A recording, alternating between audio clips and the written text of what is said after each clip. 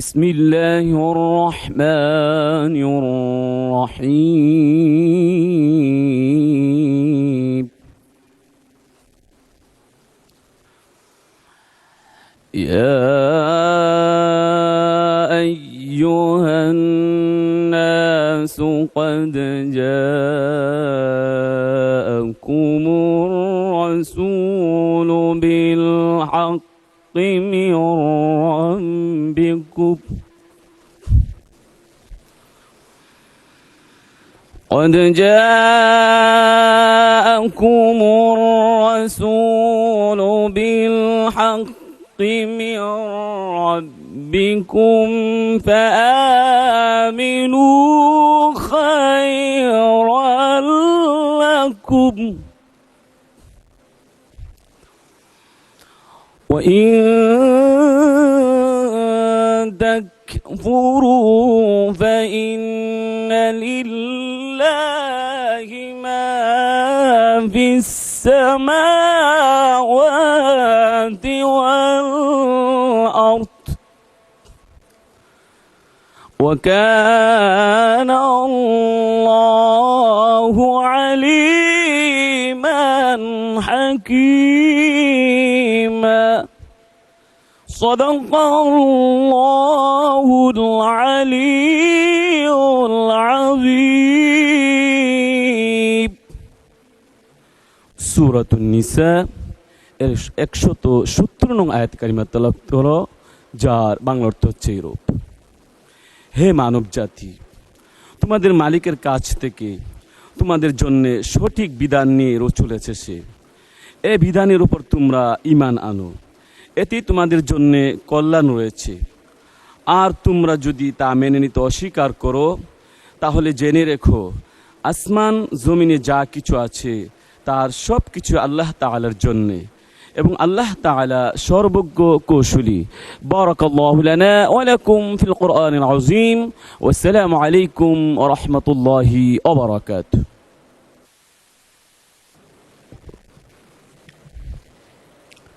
বিসমিল্লাহির রহমানির রহিম। আসসালামু আলাইকুম ওয়া রাহমাতুল্লাহ। মাননীয় সদস্যবৃন্দ, দিনের কর্মসূচি ভুক্ত প্রশ্ন জিজ্ঞাসা ও উত্তর টেবিলে উপস্থাপিত হলো।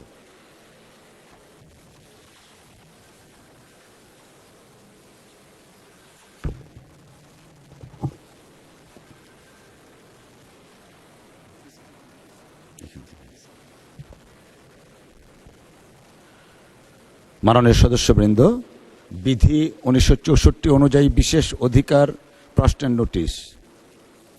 মাননীয় সদস্যবৃন্দ, 164 আমি কত বলেছি? হ্যাঁ,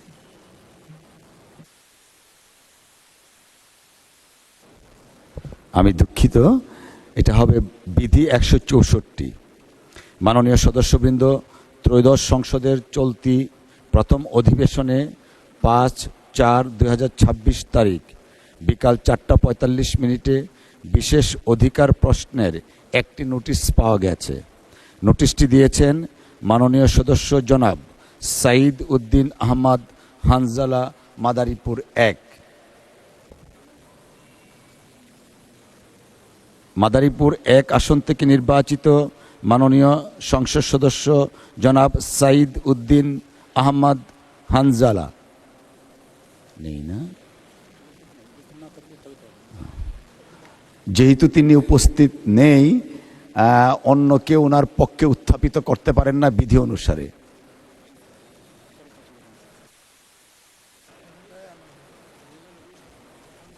জি, মাননীয় চিফ হুইপ। জি, উনি যদি নোটিশ দিয়ে থাকেন এবং নোটিশ আপনি প্রাপ্ত হলে মাননীয় স্পিকার আপনি যাচাই বাছাই করে কোনো সিদ্ধান্ত যদি দিতে চান তা পরবর্তীতে আপনি সিদ্ধান্ত দিতে পারেন। তাদের উত্থাপন করার এই মুহূর্তে কোনো দরকার নাই। উনি প্রথম দিনই উত্থাপন করেছিলেন তার সমস্যার কথা এবং বলেছিলেন আপনি যদি চান তাহলে আপনি পরবর্তীতে একটা সিদ্ধান্ত দিতে পারেন, সেটা আজকে ডেফারও করতে পারেন।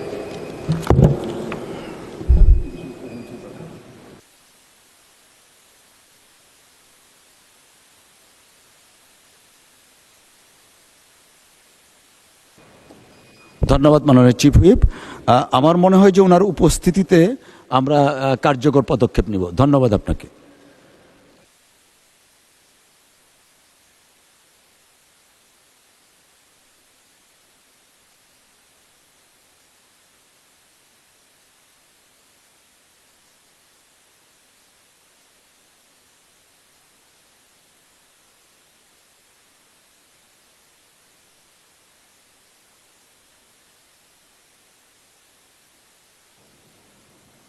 মাননীয় সদস্যবৃন্দ, আজ কার্যপ্রণালী বিধি 71 বিধি অনুযায়ী জরুরি গুরুত্ব সম্পন্ন বিষয় সম্পর্কে 74টি মনোযোগ আকর্ষণের নোটিশ পাওয়া গেছে।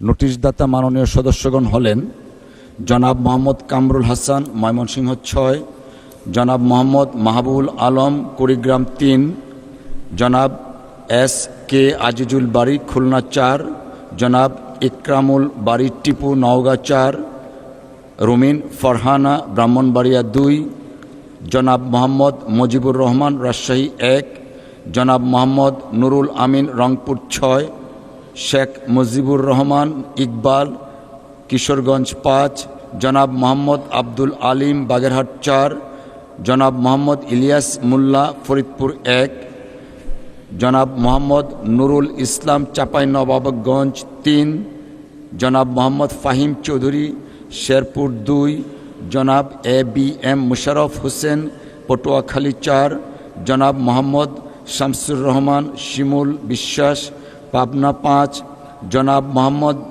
জাহানদার আলী মিয়া, মাদারীপুর 2, জনাব মোহাম্মদ আশরাফ উদ্দিন, নরসিংদী 5, জনাব মোহাম্মদ শফিকুর রহমান কিরণ, শরীয়তপুর 2, জনাব মোহাম্মদ আব্দুল গফুর, কুষ্টিয়া 2, জনাব মোহাম্মদ নাজিবুর রহমান, পাবনা 1, জনাব মোহাম্মদ হাসান রাজীব প্রধান, লালমনিরহাট 1, জনাব মোহাম্মদ মুশারফ হোসেন, বগুড়া 4, জনাব মোহাম্মদ আব্দুল আজিজ, নাটোর 4, জনাব মইনুল ইসলাম খান, মানিকগঞ্জ 2, জনাব মোহাম্মদ লুৎফুর রহমান, টাঙ্গাইল 4, ডাক্তার মোহাম্মদ মাহবুবুর রহমান, ময়মনসিংহ 7, জনাব SM জাহাঙ্গীর হোসেন, ঢাকা 18, শেখ ফরিদ আহমেদ, চাঁদপুর 3, জনাব মোহাম্মদ মাহবুবুর রহমান বেলাল, রংপুর 3, জনাব মোহাম্মদ শাহাদাত হোসেন,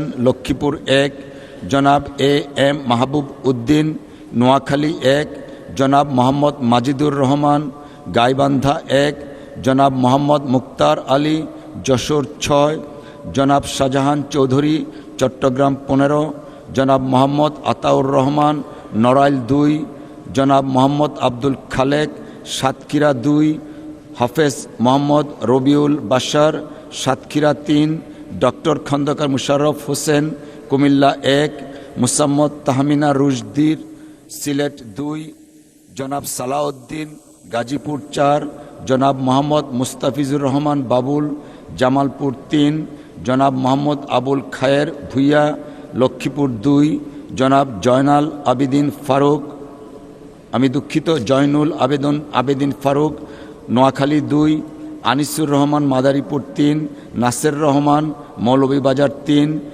মোহাম্মদ আনোয়ারুল ইসলাম, কুড়িগ্রাম 1, মোহাম্মদ আখতারুজ্জামান, ময়মনসিংহ 10, SM রফিকুল ইসলাম, গাজীপুর 3, মোহাম্মদ মাসুদ পারভেজ, চুয়াডাঙ্গা 1, মোহাম্মদ জহিরুল ইসলাম, চট্টগ্রাম 16, মোহাম্মদ আবু সুফিয়ান, চট্টগ্রাম 9, মোহাম্মদ গুলাম রসুল, যশোর 4, AKM ফজলুল হক মিলন, গাজীপুর 5, GM নজরুল ইসলাম, সাতক্ষীরা 4, মোহাম্মদ রুহুল আমিন, চুয়াডাঙ্গা 2, ফকর উদ্দিন আহমেদ, ময়মনসিংহ 11, রফিকুল ইসলাম, বগুড়া 1, মোহাম্মদ মনোয়ার হোসেন, মাগুরা 1, মোহাম্মদ আফজাল হোসেন, কুষ্টিয়া 4, মোহাম্মদ ইজ্জত উল্লাহ, সাতক্ষীরা 1, আব্দুল হান্নান মাসউদ, নোয়াখালী 6, মোহাম্মদ সেলিম ভুইয়া, কুমিল্লা 2, মোহাম্মদ মতিয়ার রহমান, ঝিনাইদহ 3,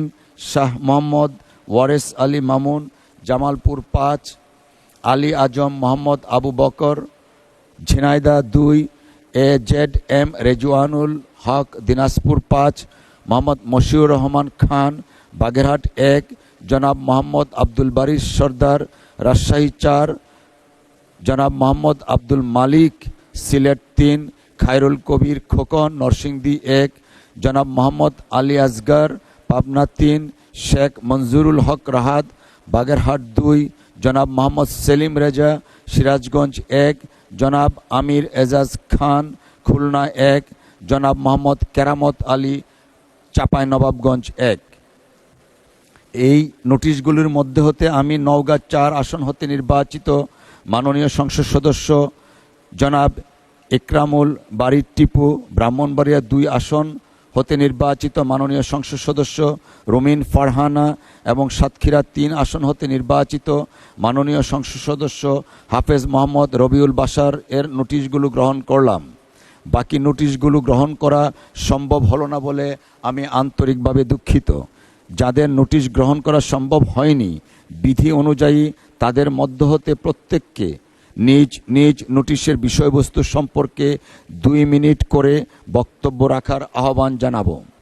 তবে মোট 30 মিনিটের মধ্যে যতজন সদস্যের বক্তব্য রাখা সম্ভব ততজন সদস্য বক্তব্য রাখবেন।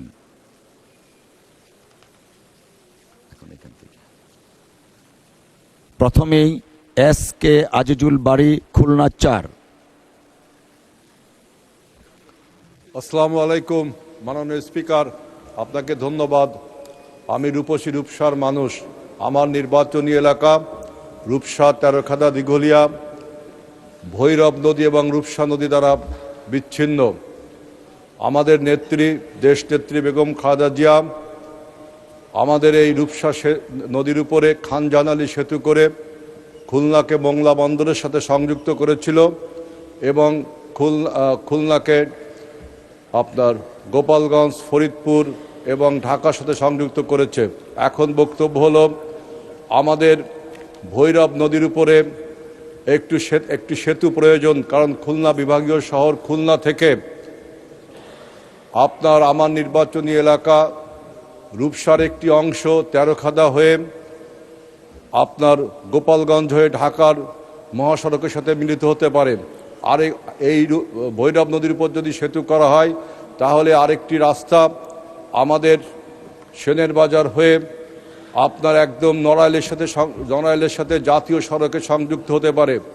এই সেতুর উপর দিয়ে এই নদীর উপর দিয়ে অসংখ্য মানুষ যাতায়াত করে। আমাদের সেনের বাজার থেকে তেরোখাদা হয়ে গোপালগঞ্জ পর্যন্ত রাস্তা একটা লেনের রাস্তা, একটা সরু রাস্তা, প্রচুর যানজট হয়, এখানে মানুষের অনেক বিড়ম্বনা হয়, অনেক ব্যবসায়িক মালামাল পণ্য নিয়ন্ত্রণ করতে সমস্যা হয়।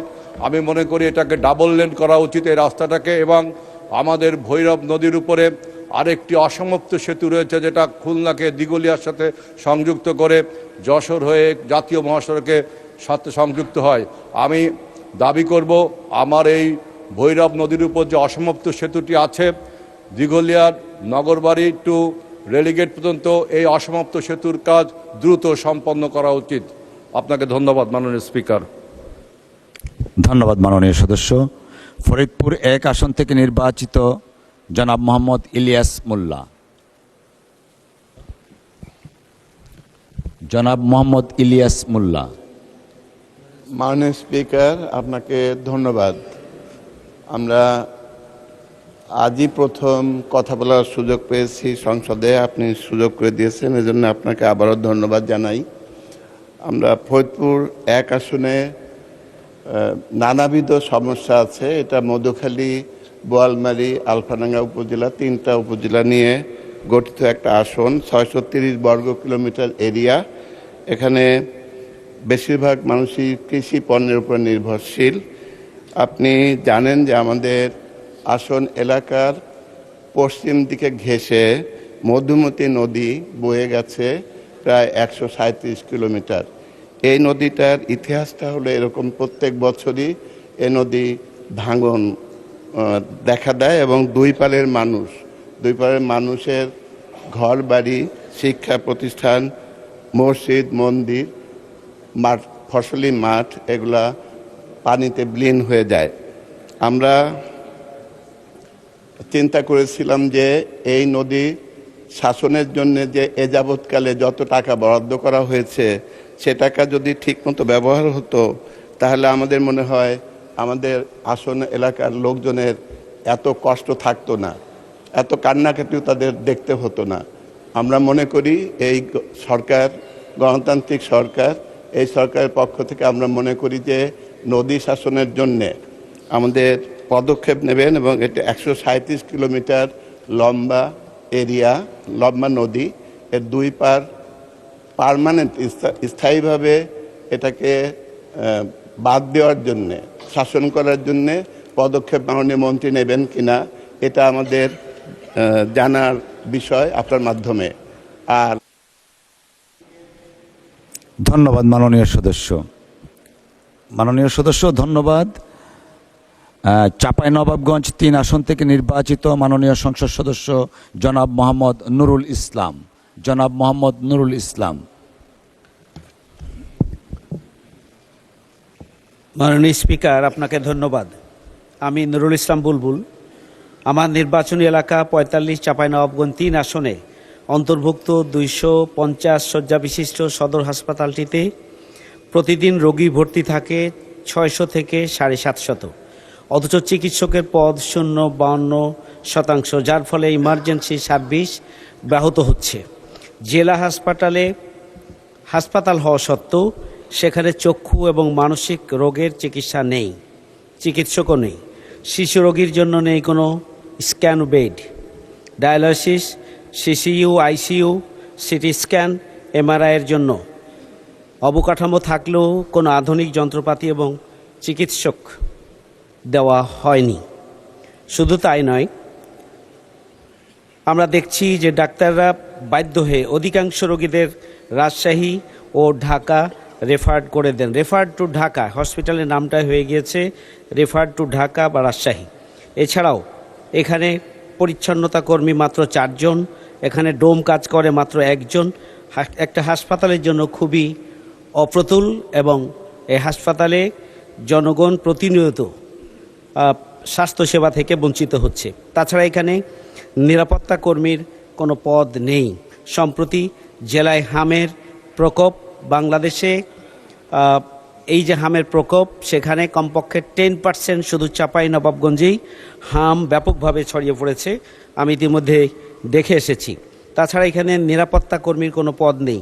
সম্প্রতি হামের কারণে দ্রুত চিকিৎসা ব্যবস্থাকে আরও সম্প্রসারণ করার জন্য এখানে যে একটা অচল অবস্থা তৈরি হয়েছে, এই অবস্থায় মাননীয় মন্ত্রী মহোদয়ের কাছে আমার দৃষ্টি আকর্ষণ হচ্ছে জরুরি ভিত্তিতে।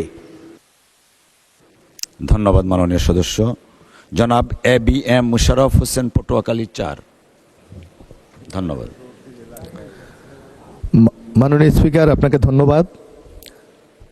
আমার নির্বাচনী এলাকা 114 পটুয়াখালী 4 কলাপাড়া রাঙ্গাবালী উপজেলা নিয়ে গঠিত। একজন মানুষের মৌলিক অধিকার তার চিকিৎসা সেবা নিশ্চিত করা, কিন্তু মাননীয় স্পিকার, আপনার মাধ্যমে আমি উত্থাপন করতে চাই যে কলাপাড়া এবং রাঙ্গাবালী উপজেলায় আমাদের যে ইউনিয়ন স্বাস্থ্যকেন্দ্রগুলি আছে, বিগত 17 বছর এখানে কোনো উন্নয়নমূলক কাজ হয় নাই, যার কারণে ভবনগুলি অনেকটা জরাজীর্ণ, ব্যবহার হচ্ছে না। তাছাড়া কোনো স্বাস্থ্যকর্মী নাই, যার জন্য জনগণ স্বাস্থ্যসেবা থেকে বঞ্চিত হচ্ছে। এবং উপজেলা পর্যায়ের যে আমাদের স্বাস্থ্যকেন্দ্র আছে সেখানেও পর্যাপ্ত জনবল নাই। কুয়াকাটাতে মাননীয় সাবেক প্রধানমন্ত্রী বেগম খালেদা জিয়া 20 শয্যার একটা বিশেষ হাসপাতাল দেওয়া হয়েছিল, সেখানেও এখন পর্যন্ত কোনো ডাক্তার নিয়োগ দেওয়া হয় নাই, যার কারণে স্বাস্থ্যকেন্দ্রটি চালু করা যাচ্ছে না। এবং এর পূর্বে আমি আরেকটি বক্তব্য বলেছিলাম যে আমার আরেকটি উপজেলা রাঙ্গাবালী বাংলাদেশে একমাত্র উপজেলা যেখানে কোনো স্বাস্থ্যকেন্দ্র নাই। সুতরাং অনতিবিলম্বে এই সকল বিষয়ে প্রয়োজনীয় ব্যবস্থা গ্রহণ করার জন্য আমি মাননীয় স্বাস্থ্যমন্ত্রীর দৃষ্টি আকর্ষণ করছি। এবং জনবলের কারণে মানুষ স্বাস্থ্যসেবা থেকে বঞ্চিত হচ্ছে, অতি দ্রুত সেখানে যাতে জনবল নিয়োগ দেওয়া হয় তার জন্য আমি দৃষ্টি আকর্ষণ করছি। আপনাকে ধন্যবাদ। মাননীয় সদস্য, আপনাকেও ধন্যবাদ। ইউ আর প্রিভিলেজড, আপনি আপনার কনস্টিটিউয়েন্সি সম্পর্কে বলতে পারছেন, আমি পারছি না। আমাদের এখানে একই অবস্থা, 36 জন ডক্টরের মধ্যে মাত্র 14 জন আছে আমার একটা উপজেলায়। অ্যাম্বুলেন্স আছে, ড্রাইভার নেই। এরকম নাই নাই নাই শুনতে শুনতে আমরা খুবই ক্লান্ত। এনিওয়ে, ধন্যবাদ আপনাকে। পাবনা 1 আসন থেকে নির্বাচিত জনাব মোহাম্মদ নাজিবুর রহমান। জনাব মোহাম্মদ নাজিবুর রহমান, ধন্যবাদ। মাননীয় স্পিকার, আপনাকে ধন্যবাদ। আমার আজকের 71 বিধির যেই বিষয়টি রয়েছে সেটি হলো সাঁথিয়া উপজেলা স্বাস্থ্য কমপ্লেক্সের 50 শয্যা থেকে 150 শয্যায় উন্নীত করে এই হসপিটালটিকে আধুনিক সরঞ্জামাদি, চিকিৎসক এবং জনবলের মাধ্যমে উন্নতি করার জন্য মাননীয় মন্ত্রী মহোদয়ের দৃষ্টি আকর্ষণ করছি। মাননীয় স্পিকার, আমার নির্বাচনী এলাকা 68 পাবনা 1 সাঁথিয়া উপজেলার স্বাস্থ্য কমপ্লেক্সটি 50 শয্যা বিশিষ্ট। এই এলাকাটি 5 লক্ষাধিক মানুষের বাসস্থান।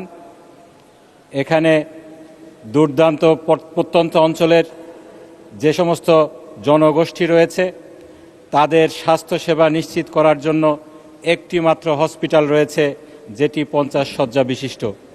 মাননীয় স্পিকার, আমি সাম্প্রতিক সময়ে এই হসপিটালটি, স্বাস্থ্য কমপ্লেক্সটি ভিজিট করার সুযোগ হয়েছিল।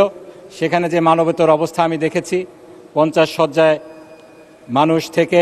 মানুষ এখন মাটিতে থাকতে হচ্ছে, মানুষকে বারান্দায় শুয়ে থাকতে হচ্ছে অসুস্থ রোগীদেরকে। একই সাথে উন্নত যন্ত্রপাতি এবং সরঞ্জামাদির অভাবে এখানে চিকিৎসা সেবা মারাত্মকভাবে বিঘ্নিত হচ্ছে।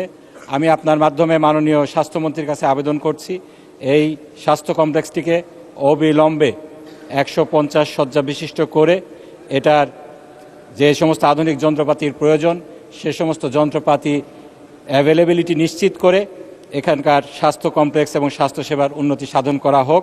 আপনাকে ধন্যবাদ মাননীয় স্পিকার। ধন্যবাদ। লালমনিরহাট 1 আসন থেকে নির্বাচিত মাননীয় সদস্য জনাব মোহাম্মদ হাসান রাজীব প্রধান। জনাব মোহাম্মদ হাসান রাজীব প্রধান। বিসমিল্লাহির রহমানির রহিম। মাননীয় স্পিকার, আপনাকে অসংখ্য ধন্যবাদ। এই প্রথম আমি এই মহান সংসদে কথা বলার সুযোগ পাচ্ছি। সেই সাথে আপনাকে অভিনন্দন জানাতে চাই মাননীয় স্পিকার। আমরা একই আদালত পাড়ায় কার্যরত ছিলাম।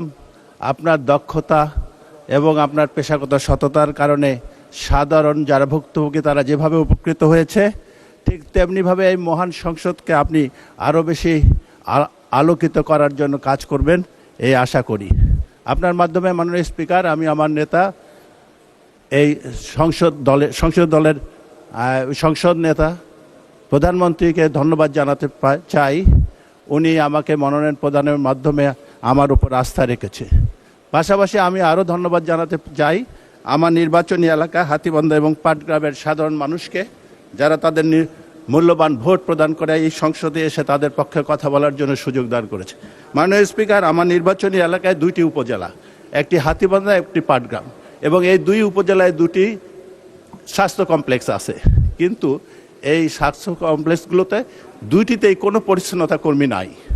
দ্বিতীয়ত হলো এখানে এক্সরে মেশিন আছে 2টি উপজেলায়, এবং এখানে ইসিজি মেশিন আছে, কিন্তু কোনো অপারেটর পোস্টিং নেই। হাতীবান্ধায় 11টি, পাটগ্রামে 12টি বিশেষজ্ঞ চিকিৎসকদের পদ থাকলেও একজন বিশেষজ্ঞ কর্মরত নাই। আপনার মাধ্যমে আমি স্বাস্থ্যমন্ত্রীর দৃষ্টিতে আনতে চাই যে এই নিয়োগগুলো দেওয়ার ব্যাপারে উনি কার্যকর ভূমিকা রাখবেন কিনা। আমরা অতি সত্বর এই বিশেষজ্ঞ চিকিৎসক সহ অন্যান্য জনবলগুলো পাবো কিনা। আপনাকে ধন্যবাদ মাননীয় স্পিকার। ধন্যবাদ মাননীয় সদস্য। আমরা উইল ওয়ার্ক টুগেদার ইনশাআল্লাহ, এখানেও একসাথে কাজ করব। ধন্যবাদ। মানিকগঞ্জ 2 আসন থেকে নির্বাচিত মাননীয় সংসদ সদস্য মইনুল ইসলাম খান। মইনুল ইসলাম খান। ধন্যবাদ মাননীয় স্পিকার। আমার 71 বিধির নোটিশ দিয়েছিলাম। এটি আমার নির্বাচনী এলাকার অন্তর্গত হরিরামপুর উপজেলা, একটি নদী ভাঙ্গন কবলিত উপজেলা। এই উপজেলায় মোট 13টি ইউনিয়নের মধ্যে আজিমনগর, নেসরাগঞ্জ, সুতানড়ি, কাঞ্চনপুর, হারুকান্দি, এই 6টি ইউনিয়ন বেশিরভাগ অংশই নদীগর্ভে বিলীন হয়ে গিয়েছে। বাকি এছাড়াও আরও 3টি ইউনিয়ন, রামকৃষ্ণপুর, গোপীনাথপুর সহ অন্যান্য ইউনিয়নের এখনই নদী ভাঙ্গন কবলিত হচ্ছে। আমার দৃষ্টি আকর্ষণ মাননীয় পানি সম্পদ মন্ত্রী মহোদয়ের নিকট যে বর্ষা মৌসুম শুরু হওয়ার আগেই এখানে জিও ব্যাগ কিংবা অন্য কোনো উপায়ে এই নদীর তীরবর্তী লোকদের, অসহায় লোকদের পাশে দাঁড়ানোর ব্যবস্থা নেওয়া। আপনাকে ধন্যবাদ মাননীয় স্পিকার। ধন্যবাদ। জনাব মোহাম্মদ লুৎফুর রহমান, টাঙ্গাইল 4। জনাব মোহাম্মদ লুৎফুর রহমান, টাঙ্গাইল 4। আসসালামু আলাইকুম। শোনা যাচ্ছে তো না? আসসালামু আলাইকুম। আমার আজকের দিনে আমি নিজেকে খুব গর্ববোধ করতেছি। এই জাতীয় সংসদে আমি প্রথম দাঁড়িয়ে কথা বলতে পারছি। সঙ্গে সঙ্গে আমি সর্বপ্রথম যে নেতার কথা শ্রদ্ধা স্মরণ করছি সে হলো আমাদের বাংলাদেশের ইতিহাসের, রাজনীতির ইতিহাসে এবং গণতন্ত্রের ইতিহাসে আমাদের সেই শহীদ রাষ্ট্রপতি জিয়াউর রহমানকে। আমি স্মরণ করছি আমার প্রাণ প্রিয় নেত্রী, যে নেত্রীর ত্যাগের বিনিময়ে, যে নেত্রীর সর্বোচ্চ ত্যাগের বিনিময়ে আমরা আজকের এই পর্যায়ে আসতে পেরেছি এবং এই পার্লামেন্টে উপস্থিত হতে পেরেছি, সেই নেত্রী মরহুম ম্যাডাম খালেদা জিয়াকে। সঙ্গে সঙ্গে স্মরণ করছি যে আমাদের প্রাণপ্রিয় নেতা, আমাদের প্রধানমন্ত্রী আমাকে নমিনেশন দিয়ে, আজকে এই মনোনয়ন দিয়ে আজকের এই পার্লামেন্টে আমাকে উপস্থিত থাকার জন্য, মনোনীত হওয়ার জন্য সহযোগিতা করেছেন, তাকে আমি শ্রদ্ধা ভরে স্মরণ করছি। আমার অনেক বক্তব্য আমার কালিহাতী উপজেলা নিয়ে, আমি সময় সেরকম পাই নাই। শুধু একটা কথাই আমি বলতে চাই, আমার কালিহাতীর এলেঙ্গা উপজেলায় যমুনা ব্রিজের যে রাস্তাটি, সেই ফ্লাইওভারটি ছিল আমাদের 1538 মিটার, সেটা হয়েছে মাত্র 568 মিটার। আপনারা জানেন এই ফ্লাইওভারের কারণে এলেঙ্গা দিয়ে হাজার হাজার গাড়ি ঘন্টার পর ঘন্টা রাস্তা বন্ধ হয়ে থাকে।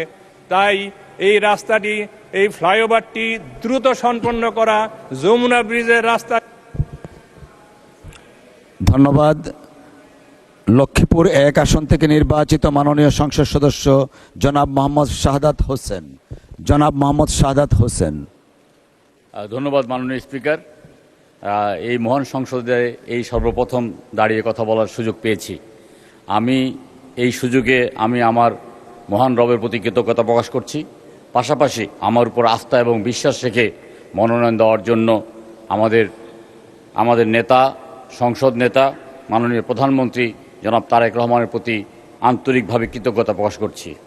মাননীয় স্পিকার, আমার নির্বাচনী এলাকা লক্ষ্মীপুর 1 রামগঞ্জ অত্যন্ত একটা গুরুত্বপূর্ণ উপজেলা। আশেপাশের বেশ কয়েকটা উপজেলা থেকে জনসাধারণ রামগঞ্জ আসে এবং বাস যোগে তারা ঢাকা এবং চট্টগ্রাম সহ বাংলাদেশের বিভিন্ন প্রান্তরে তারা যায়। কিন্তু রামগঞ্জে কোনো বাস স্ট্যান্ড নাই। একটা জরাজীর্ণ একটা বাস স্ট্যান্ড আছে, সেই বাস স্ট্যান্ডটি একেবারেই পরিত্যক্ত এবং সেটা মাদক সেবীদের আড্ডাখানা। আমাদের শত শত যাত্রী অত্যন্ত কষ্টকর একটা অবস্থার মধ্য দিয়ে তারা চলাচল করছে, যাতায়াত করছে।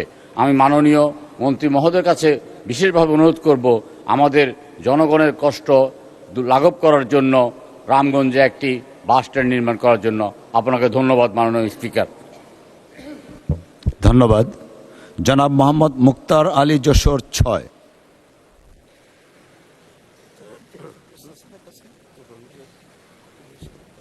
জনাব মোহাম্মদ মুক্তার আলী, যশোর 6। আসসালামু আলাইকুম রহমতুল্লাহ। মাননীয় স্পিকার, আপনাকে অশেষ ধন্যবাদ। সাথে সাথে আমার নির্বাচনী এলাকা যশোর 6-এর সাধারণ জনগণের প্রতি আমার অন্তঃস্থল থেকে কৃতজ্ঞতা পেশ করে বিভিন্ন সময়ে আন্দোলনে স্বাধীনতা সার্বভৌমত্বের জন্য এবং মানুষের অধিকার আদায়ের জন্য যারা শহীদ হয়েছেন সবার আত্মার মাগফিরাত কামনা করে আমার মৌলিক প্রশ্ন তুলে ধরছি। মাননীয় স্বাস্থ্য ও পরিবার কল্যাণ মন্ত্রী মহোদয়ের কাছে আমার প্রশ্ন, বিশেষ করে আমার কেশবপুর উপজেলা একটি হেলথ কমপ্লেক্স আছে। হেলথ কমপ্লেক্সে প্রতিদিন শত শত রোগী আসে, তাদের অ্যাকোমোডেশন সম্ভব হয় না। অধিকাংশ সময় বারান্দায় অনেক রোগী থাকতে বাধ্য হয়। এই হাসপাতালটি এমন জায়গায় অবস্থিত, পার্শ্ববর্তী উপজেলা মনিরামপুর, ডুমরিয়া, কলারোয়া এবং সাথে সাথে দুর্গত অঞ্চল থেকে রোগী ভর্তি হয়। এর কলেবার বৃদ্ধি করা প্রয়োজন। 50 শয্যা থেকে আমি 150 শয্যায় উন্নতি করার জন্য মাননীয় স্বাস্থ্য ও পরিবার কল্যাণ মন্ত্রী মহোদয় দৃষ্টি আকর্ষণ করছি। সাথে সাথে এই হসপিটালটি যাতে আধুনিক সুযোগ সুবিধা পায় সেই জন্য তার কাছে জোর আবেদন পেশ করছি। সবাইকে ধন্যবাদ। মাননীয় স্পিকার, আপনাকে ধন্যবাদ। ধন্যবাদ। নড়াইল 2 আসন থেকে নির্বাচিত মাননীয় সংসদ সদস্য জনাব মোহাম্মদ আতাউর রহমান। মাননীয় স্পিকার, আপনাকে ধন্যবাদ। আমি নড়াইল 2 আসন আমার সংসদীয় এলাকা লোহাগাড়া উপজেলা ও সদর উপজেলার আংশিক।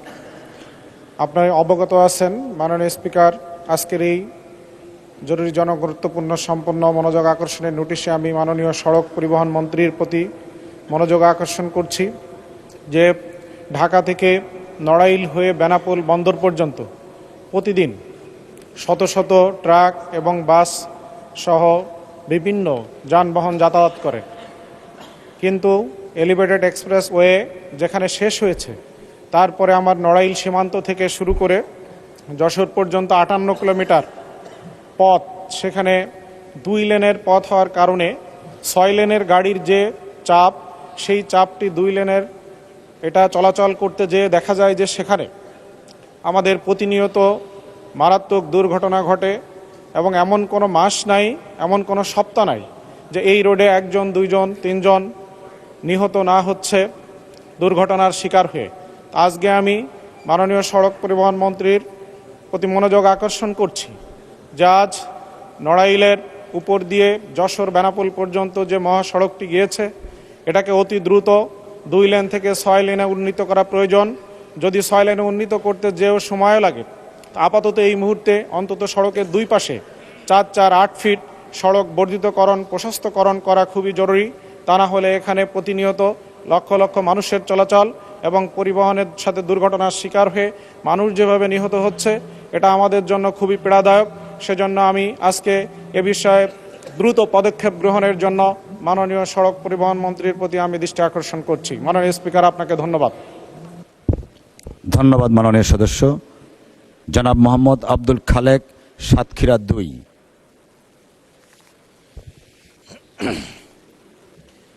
নাহমাদুহু ওয়া নুসাল্লি আলা রাসূলিহিল কারীম। মাননীয় স্পিকার, আপনাকে ধন্যবাদ। আমি মাননীয় অর্থমন্ত্রী মহোদয়ের দৃষ্টি আকর্ষণ করে এটা মনোযোগ আকর্ষণ নোটিশ দিয়েছি। নোটিশটা আমার এলাকার না, এটা সারা দেশের জন্য। সারা দেশে বেসরকারি শিক্ষক কর্মচারীগণের কল্যাণ তহবিলের টাকা যথাসময়ে প্রাপ্তি প্রসঙ্গে সারা দেশে হাজার হাজার বেসরকারি শিক্ষক কর্মচারীগণ চাকরি শেষে তাদের জমানো কল্যাণ তহবিলের টাকা যথাসময়ে না পেয়ে মানবেতর জীবনযাপন করছেন। একজন বেসরকারি শিক্ষক কর্মচারী তার একমাত্র অবলম্বন তিলে তিলে জমানো কল্যাণ তহবিলের টাকা না পেয়ে, সেই টাকা বছরের পর বছর না পেয়ে সে কারণে জীবনযাপন করতে যে অনাহারে অর্ধাহারে দিনাপিয়াত করছে। এমত অবস্থায় মাননীয় অর্থমন্ত্রী মহোদয়ের মনোযোগ আকর্ষণ করছি সংশ্লিষ্ট বেসরকারি শিক্ষক কর্মচারীগণের কল্যাণ তহবিলের টাকার জন্য মাননীয় মন্ত্রীর মনোযোগ আকর্ষণ করে শেষ করছি। ধন্যবাদ মাননীয় স্পিকার। ধন্যবাদ। কুমিল্লা 1 আসন থেকে নির্বাচিত মাননীয় সংসদ সদস্য ডক্টর খন্দকার মোশাররফ হোসেন। ধন্যবাদ। বিসমিল্লাহির রহমানির রহিম। মাননীয় স্পিকার, আপনাকে ধন্যবাদ আমাকে এই পার্লামেন্টে বক্তব্য রাখার সুযোগ দেওয়ার জন্যে। এই পার্লামেন্টের উদ্বোধনী অনুষ্ঠানে আমার সভাপতিত্ব করার সৌভাগ্য হয়েছিল, কিন্তু এখানে আমাদের এলাকার এবং বিভিন্ন ধরনের সংকট সেই বিষয়গুলো আসলে আপনার মাধ্যমে সরকারের গৌরবপূর্ণ সরকারের জানার জন্যে আমি এই নোটিশটি প্রদান করেছি। মাননীয় স্পিকার, কুমিল্লা জেলা অত্যন্ত ঐতিহাসিক জেলা, ঐতিহ্যবাহী জেলা। লেখাপড়া, শিক্ষা এবং সাংস্কৃতিক দিক দিয়ে কুমিল্লা অত্যন্ত গুরুত্বপূর্ণ। এই বিবেচনায় কুমিল্লায় বিভাগ করার ব্যাপারে বেশ আগে থেকেই নানা রকমের জল্পনা কল্পনা চলছে। বিগত যে স্বৈরাচারী সরকার, তারাও ঘোষণা করেছিল যে কুমিল্লা জেলা করবে, কিন্তু অন্য নামে, কুমিল্লার নামে নয়। এবং কুমিল্লায় নাকি এমন সব ব্যক্তিরা জন্মগ্রহণ করেছে এবং নাকি অত্যন্ত খারাপ শব্দ, সেই জন্য তিনি বিভাগ করবেন কিন্তু কুমিল্লার নামে করবেন না।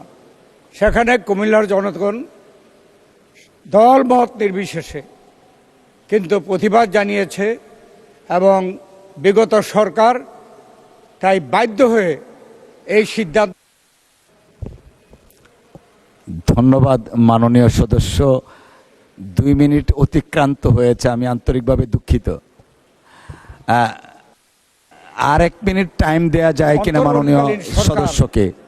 আর 1 মিনিট। কুমিল্লার বিভাগের ব্যাপারটি সিদ্ধান্ত দিয়ে সমাধান দিয়ে যাবেন, কিন্তু সেই সমাধান দেন নাই। তাই আজকে এই পার্লামেন্টে আপনার মাধ্যমে কুমিল্লা নামেই কুমিল্লা বিভাগকে বাস্তবায়ন করার জন্য আমি অনুরোধ জানাচ্ছি। ধন্যবাদ। ধন্যবাদ মাননীয় সদস্য। সিলেট 2 আসন থেকে নির্বাচিত মাননীয় সংসদ সদস্য মোসাম্মদ তাহসিনা রুশদীর। ধন্যবাদ। বিসমিল্লাহির রহমানির রহিম।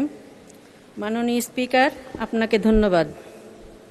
আমার নির্বাচনী এলাকা সিলেট 2-এর 2টি উপজেলার একটি বিশ্বনাথ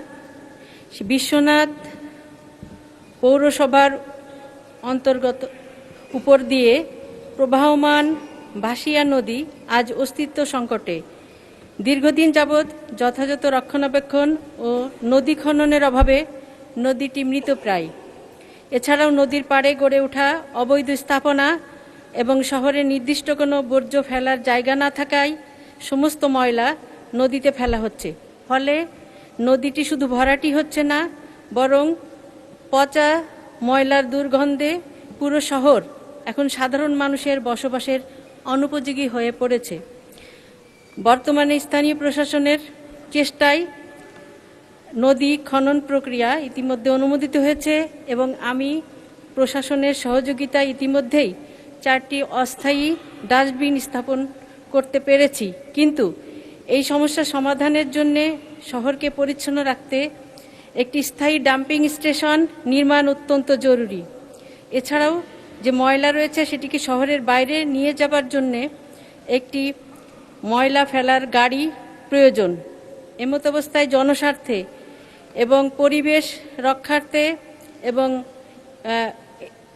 এলাকার মানুষের স্বাস্থ্যকর পরিবেশে বসবাসের উপযোগী করার জন্য একটি স্থায়ী ডাম্পিং স্টেশন এবং ময়লাবাহী গাড়ি বরাদ্দের জন্য আমি সংশ্লিষ্ট মন্ত্রণালয়ের প্রতি দাবি জানাচ্ছি। ধন্যবাদ মাননীয় স্পিকার। ধন্যবাদ মাননীয় সদস্য। গাজীপুর 4 আসন থেকে নির্বাচিত মাননীয় সংসদ সদস্য জনাব সালাউদ্দিন। মাননীয় স্পিকার, আপনাকে ধন্যবাদ। আমি গাজীপুর 4 কাপাসিয়া উপজেলা স্বাস্থ্য কমপ্লেক্সের সম্প্রসারণ প্রসঙ্গে মাননীয় স্বাস্থ্য ও পরিবার কল্যাণ মন্ত্রীর দৃষ্টি আকর্ষণ করছি। কাপাসিয়া বিশাল জনপদ এবং ক্রমবর্ধমান জনসংখ্যার সুরক্ষা নিশ্চিত করতে বর্তমানে 50 শয্যা বিশিষ্ট স্বাস্থ্য কমপ্লেক্সটি একেবারেই অপ্রতুল। জনগণের ভোগান্তি লাঘব করতে এবং উন্নত চিকিৎসা সেবা দোরগোড়ায় পৌঁছে দিতে এটিকে 100 শয্যা বিশিষ্ট রূপান্তর করা অপরিহার্য হয়ে পড়েছে। মাননীয় স্পিকার, এছাড়াও আমাদের এই উপজেলা স্বাস্থ্যকেন্দ্রে এখন প্যারাসিটামল সিরাপ থেকে শুরু করে এক্স রে ফিল্মের সংকট তীব্র। এই হাম টিকা না থাকার কারণে রোগীর সংখ্যা প্রতিনিয়ত বাড়ছে। পাশাপাশি আপনি কিছুক্ষণ আগে যে বিষয়টি দৃষ্টি আকর্ষণ করেছেন, নির্ধারিত ডাক্তার থেকে প্রায় 13 জন ডাক্তার এখান থেকে নিয়োগপ্রাপ্ত হয়ে ডেপুটেশনে অন্যান্য জায়গায় স্থানান্তরিত হওয়ার কারণে চিকিৎসা সংকট নিয়মিত লেগেই থাকে। এই 50 শয্যা বিশিষ্ট হাসপাতালটিতে গড়ে প্রায় প্রতিদিন 106 জন রোগী নিয়মিত ভর্তি থাকে, যে কারণে হাসপাতালের নির্ধারিত এরিয়ার বাইরেও বিছানা করে চিকিৎসকদের বিশেষ সহযোগিতায় সেখানে রোগী দেখতে রাখতে হয়। এছাড়াও এই হাসপাতালের অ্যাম্বুলেন্সের 2টি অ্যাম্বুলেন্স থাকার কথা থাকলেও একটি অচল অ্যাম্বুলেন্স রয়েছে। সচল অ্যাম্বুলেন্স দেওয়ার জন্য আমি বিশেষ দাবি করছি। সম্মানিত স্বাস্থ্য ও পরিবার কল্যাণ মন্ত্রী আমাদের খুবই প্রতিবেশী হওয়ার কারণে তিনি ঈদের দিন কাপাসিয়া উপজেলা স্বাস্থ্যকেন্দ্র পরিদর্শন করেছেন। এজন্য আমি বিশ্বাস করি দ্রুতই এই সমস্যাগুলোর সমাধানের ব্যাপারে সম্মানিত স্বাস্থ্য ও পরিবার কল্যাণ মন্ত্রী উদ্যোগ নেবেন ইনশাআল্লাহ। মাননীয় স্পিকার, আপনাকে ধন্যবাদ। ধন্যবাদ মাননীয় সদস্য। মাননীয় সদস্যবৃন্দ, বিধি 71 অনুযায়ী জরুরি জনগুরুত্ব সম্পন্ন বিষয়ে মনোযোগ আকর্ষণ এর আওতায় প্রাপ্ত নোটিশ সমূহের উপর 2 মিনিটের আলোচনার পর্ব এখনই শেষ হলো। দিনের কার্যসূচি অনুযায়ী এখন সংসদের কার্যপ্রণালী বিধি 71 অনুযায়ী জরুরি জনগুরুত্বপূর্ণ বিষয়ে মনোযোগ আকর্ষণের গৃহীত নোটিশ সমূহের উপর আলোচনা। প্রথমে আমি পাবনা 5 আসন থেকে নির্বাচিত মাননীয় সদস্য জনাব মোহাম্মদ শামসুর রহমান শিমুল বিশ্বাসকে তার জরুরি জনগুরুত্ব সম্পন্ন বিষয়ে মনোযোগ আকর্ষণের নোটিশ পড়ার জন্য আহ্বান জানাচ্ছি। বিসমিল্লাহির রহমানির রহিম। মাননীয় স্পিকার, আপনাকে ধন্যবাদ। কার্যপ্রণালী বিধির 71 বিধি অনুসারে জরুরি জনগুরুত্বপূর্ণ বিষয় সম্পর্কে মনোযোগ দৃষ্টি আকর্ষণের নোটিশ। এত দ্বারা নোটিশ দিতেছি যে সংসদের অধ্যকার বৈঠকে আমি নিম্নলিখিত জনগুরুত্বপূর্ণ বিষয়ের প্রতি মাননীয় পানি সম্পদ মন্ত্রীর দৃষ্টি আকর্ষণ করছি। অতএব এই বিষয়ে যথাযথ ব্যবস্থা গ্রহণের জন্য আপনাকে অনুরোধ করিতেছি। উপস্থাপনীয় বিষয় পদ্মা ব্যারেজ নির্মাণ প্রসঙ্গ। বাংলাদেশের প্রায় 1/3 জলভূমি ভারতের ফারাক্কাবাদের কারণে মারাত্মকভাবে ক্ষতিগ্রস্ত হয়ে আসছে। ফারাক্কাবাদের ক্ষতিকর প্রভাবের কারণে ফসল, মাছ, বনায়ন, জীব বৈচিত্র্য প্রভৃতির ক্ষেত্রে উৎপাদন উল্লেখযোগ্যভাবে হ্রাস পাচ্ছে। এছাড়া নদীর নাব্যতা না থাকায় প্রতি বছর নদী শুকিয়ে ব্যাপক হারে চরাঞ্চলে পরিণত হচ্ছে। একই সাথে নৌ চলাচল, নদী প্রাণ অকার্যকর হয়ে যাচ্ছে। সুন্দরবন সহ বিস্তীর্ণ বনাঞ্চল বন্যাতীতভাবে ক্ষতিগ্রস্ত হয়ে পড়েছে। এ কারণে দেশের 1/3 জলভূমি স্থলভূমি রক্ষার জন্য পদ্মা ব্যারেজ নির্মাণের কোনো পরিকল্পনা সরকারের আছে কিনা? ধন্যবাদ মাননীয় স্পিকার। মাননীয় সদস্য, আপনাকে ধন্যবাদ।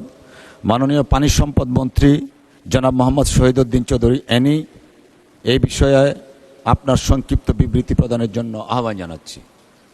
মাননীয় স্পিকার, আপনাকে ধন্যবাদ। মাননীয় সংসদ সদস্য 71 বিধিতে জরুরি জনগুরুত্বপূর্ণ বিষয়টি সকলের দৃষ্টিতে নিয়ে এসেছেন। জনাব মোহাম্মদ শামসুর রহমান শিমুল বিশ্বাসকে আমি আন্তরিকভাবে মোবারকবাদ জানাই। পদ্মা ব্যারেজ প্রকল্পটির মাধ্যমে দেশের দক্ষিণ পশ্চিমাঞ্চল এবং উত্তর পশ্চিমাঞ্চলের 19টি জেলার 120টি উপজেলা সরাসরিভাবে উপকৃত হবে মাননীয় স্পিকার। এবং এর বাহিরে আমরা যে সমীক্ষা করেছি, সরাসরি 19টি জেলার পর আরও 5টি জেলা বাহ্যিকভাবে এর উপকার লাভ করবে, যার কারণে এই প্রজেক্টকে আমরা বলছি যে বাংলাদেশের একটা মাস্টার মাইন্ড প্রকল্প মাননীয় স্পিকার। এই প্রকল্পটি পদ্মা নদীর পানি দক্ষিণ পশ্চিমাঞ্চলের জীবন জীবিকা, কৃষি, মৎস্য, পরিবেশ এবং মানুষের টিকে থাকার জন্য অন্যতম ভিত্তি। আর সেই ভিত্তির কেন্দ্রেই রয়েছে পদ্মা নদী। পদ্মা নদীতে ব্যারেজ নির্মাণের সম্ভাব্যতা সমীক্ষা 2004 সালে শুরু হয়েছিল এবং এই সমীক্ষা শেষ হতে 2013 সাল পর্যন্ত লাগে মাননীয় স্পিকার। উক্ত সমীক্ষায় ব্যারেজ নির্মাণের জন্য সুপারিশ করা হয় এবং বর্তমান সরকারের যে নির্বাচনী ইশতেহার, এই ইশতেহারে পদ্মা ব্যারেজকে নির্মাণ অগ্রাধিকার দেওয়া হয়েছে।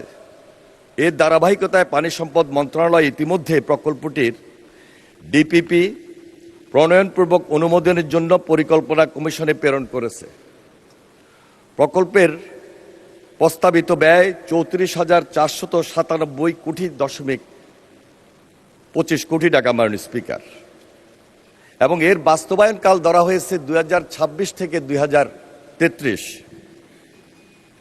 আমরা যেসব এলাকায় এই যে সরাসরি উপকার বা সুবিধাভোগী অঞ্চল হিসাবে ধরে নিয়েছি, সেসব এলাকায় প্রায় 28.80 লক্ষ হেক্টর জমিতে সেচের জন্য প্রয়োজনীয় পানির সংস্থান নিশ্চিত হবে। ব্যারেজ ডেককে সড়ক সংযোগ, বিদ্যুৎ সঞ্চালন লাইন এবং গ্যাস ট্রান্সমিশন পাইপলাইন স্থাপনের ভিত্তি হিসাবে ব্যবহারের সুযোগ সৃষ্টি হবে মাননীয় স্পিকার। আনুমানিক 113 মেগাওয়াট জলবিদ্যুৎ উৎপাদন সম্পাদন হবে। কৃষি ও মৎস্য খাতে বার্ষিক উৎপাদন ধান প্রায় 23.90 লক্ষ মেট্রিক টন এবং মৎস্য প্রায় 2.34 লক্ষ মেট্রিক টন বৃদ্ধির সুযোগ সৃষ্টি হবে। ভূমি উন্নয়ন কার্যক্রমের মাধ্যমে 7টি স্যাটেলাইট শহর প্রতিষ্ঠায় প্রয়োজনীয় ভিত্তি তৈরি এবং 3,450 একর এলাকায় প্রায় 1,50,00,000 পরিবারের আধুনিক আরবান ফ্যাসিলিটি সম্বলিত রুরাল টাউনশিপ গড়ে ওঠার সুযোগ সৃষ্টি হবে মাননীয় স্পিকার। এই প্রকল্প বাস্তবায়নের ফলে প্রত্যক্ষ এবং পরোক্ষভাবে প্রায় 9.27 লক্ষ স্থায়ী কর্মসংস্থানের সুযোগ তৈরি হবে। প্রকল্প বাস্তবায়নের মাধ্যমে বার্ষিক আনুমানিক প্রায় 8,000 কোটি টাকার সমপরিমাণ সামাজিক ও অর্থনৈতিক রিটার্ন অর্জন হবে মাননীয় স্পিকার। আপনাকে অসংখ্য ধন্যবাদ। মাননীয় মন্ত্রী মহোদয়, আপনাকেও ধন্যবাদ। মাননীয় সদস্য জনাব মোহাম্মদ শামসুর রহমান শিমুল বিশ্বাস, আপনি এই বিষয়ে একটি প্রশ্ন করতে পারেন। ধন্যবাদ। বিসমিল্লাহির রহমানির রহিম। মাননীয় স্পিকার, 1961 সালের এই প্রকল্পটি প্রেসিডেন্ট জিয়া যখন ক্ষমতায় তখন এটাকে আবার কার্যকর উদ্যোগ নেওয়া শুরু করেন। দীর্ঘদিন অবহেলায় থাকে বেগম খালেদা জিয়া সরকার এর কার্যক্রম শুরু করেন। সৌভাগ্য তারেক রহমানের সরকার ধারাবাহিকভাবে এই প্রকল্প বাস্তবায়ন হলে দেশবাসী উপকৃত হবে। এই প্রকল্প বাস্তবায়িত হলে শুধু এইটা না, আমাদের যে সময় বিশেষ করে এই পূজা পার্বণে যেভাবে রাস্তাঘাটের অচল অবস্থা হয়, যোগাযোগ ব্যবস্থার আমরা একটা বিকল্প সুবিধা পাবো, যেটা আমাদের ওয়াই প্যাটার্ন পদ্মা সেতু বানানোর জন্যে 1/4 খরচে আমরা যোগাযোগ ব্যবস্থার প্রভূত পরিবর্তন করতে পারবো। বিশেষ করে রাজবাড়ির অঞ্চল, আমাদের পাবনা রাজশাহী অঞ্চল এবং আমাদের মানিকগঞ্জ এই অঞ্চলে আমরা একটা নতুন যোগাযোগের দিগন্ত ফিরে পাবো যদি আমরা এই ব্যারেজটার সাথে এই আউটপুট আমরা পাবো। আপনাকে ধন্যবাদ। এই প্রকল্পের সাথে যোগাযোগ মন্ত্রী যদি এই প্রকল্পটা চিন্তা করে তাহলে আমরা দেশবাসী এর দ্বারা প্রভূত উপকৃত হব। আপনাকে মাননীয় মন্ত্রী। মাননীয় স্পিকার, মাননীয় সংসদ সদস্য সম্পর্ক প্রশ্নে যে প্রশ্নটি উত্থাপন করেছেন, যদিও এটা পানি সম্পদ মন্ত্রণালয়ের সঙ্গে রিলেটেড নয়, তারপরও আমি ওনার দৃষ্টি আকর্ষণ করে শুধু এটাই বলবো যে ফারাক্কা ব্যারেজের বিরূপ প্রভাবে শুষ্ক মৌসুমে পদ্মা নদীতে প্রয়োজনীয় পানি প্রবাহ না থাকায় পদ্মার প্রধান শাখা নদীসমূহ যেমন গড়াই, মধুমতি, হিসনা, মাথাভাঙ্গা, চন্দনা, বারাসিয়া, বড়াল, ইছামতি প্রভৃতি নদী ব্যবস্থা আজ প্রায় মৃতপ্রায় হয়ে পড়ছে। এসব নদীতে পানির স্বল্পতার কারণে পরিবেশ, কৃষি, নৌ চলাচল ও জনজীবনে গুরুতর নেতিবাচক প্রভাব পড়েছে। পদ্মা ব্যারেজ নির্মিত হলে ব্যারেজের মাধ্যমে পানি সংরক্ষণ করে শুষ্ক মৌসুমে এসব নদীতে প্রয়োজনীয় পানি সরবরাহ করা সম্ভব হবে। এর ফলে শুধু শুষ্ক মৌসুমে নয়, সারা বছর জুড়ে উক্ত নদীসমূহ এবং তাদের শাখা প্রশাখা ও সংযুক্ত খালসমূহে পানি প্রবাহ বজায় থাকবে, পলি জমা ব্যাপকভাবে হ্রাস পাবে।